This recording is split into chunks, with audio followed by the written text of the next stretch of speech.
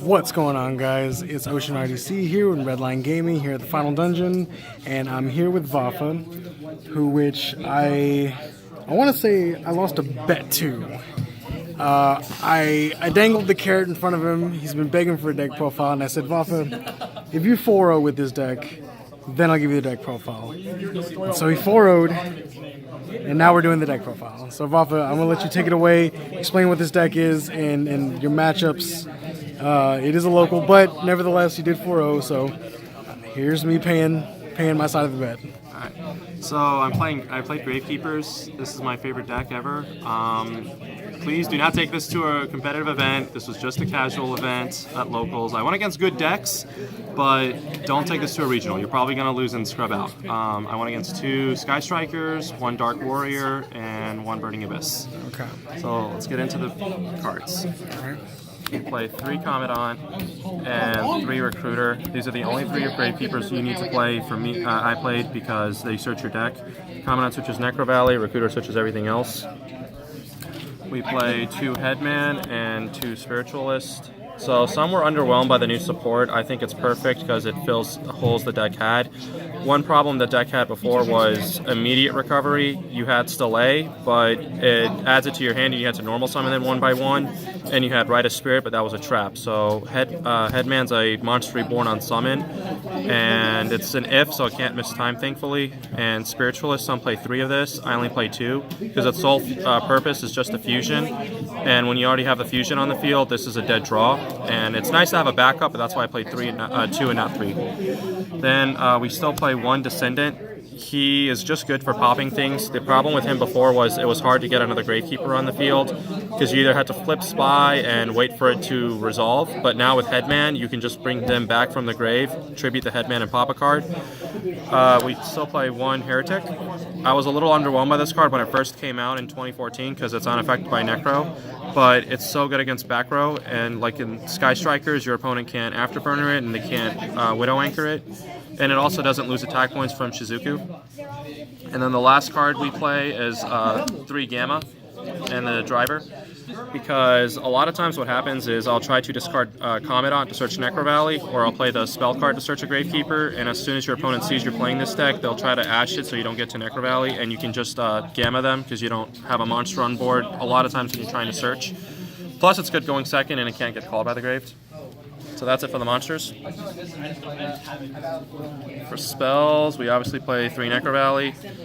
This deck's only as good as this card is, and it's very format specific, but in this format, Sky Strikers can't recycle, and Dark Warrior can't banish from their Phantom Knights, and also Thunder Dragons can't banish to protect themselves. We play 3 Triple Throne. So this is your Rhoda of the deck. It can search any Gravekeeper, which is something the deck lacked because, again, you had to set Spy and hope it resolved, or you had to wait for a Recruiter to go to the grave, but that was a little too slow, so this is immediate searching. You can additionally normal summon, but that doesn't come up much. 3 Duality, and then 2 Desires. Since we search a lot more, Desires doesn't hurt as much. We play 1 Delay, just recycle, and then obviously 1 Royal Tribute. It sucks when you have to discard Dangers, but that's the only thing it sucks against, really. Royal Tribute's still good. We play triple Tombs. We can say no for free. We play triple Gozen match because you can play Rivalry or Gozen or both in this deck, but I just chose Gozen. We play 2 of the new trap card. This can activate Necro from the grave, and also it's destroyed. You can set a Gravekeeper or Necro Valley spell or trap, so I can search the trap card. We play 2 Mind Crush because evenly matched sucks against this deck, and also when you see your opponent's hand from Royal Tribute, you can get rid of anything else. And then 1 Solemn Strike. This is just a 4th copy of Tombs, basically. Extra deck doesn't really matter. It's just a bunch of toolbox cards. The Fusion's the only card that does matter. When we get the new pot card, I might bump this to 3. 1 Omega from the Gamma package. Literally everything else is just toolbox cards, so we play...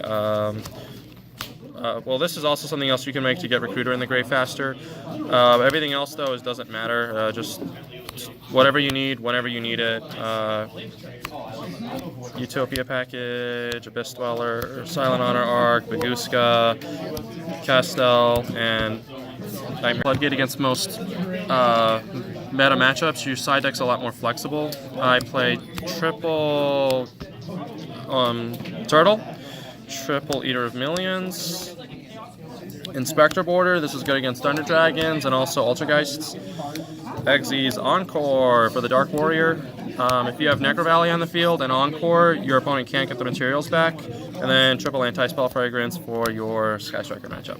And that's the deck. That is the deck. Well, like I said, once again, Vafa, congrats on the 4-0. You did it. Like you said, your words. Do not take this to a competitive event unless you were absolutely crazy and want to play this deck there.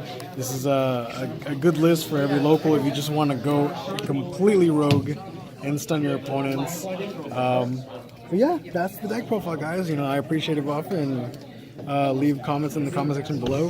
Let us know what you think about this build, guys. So this is Ocean and Vafa with Redline Gaming. We'll see you next time.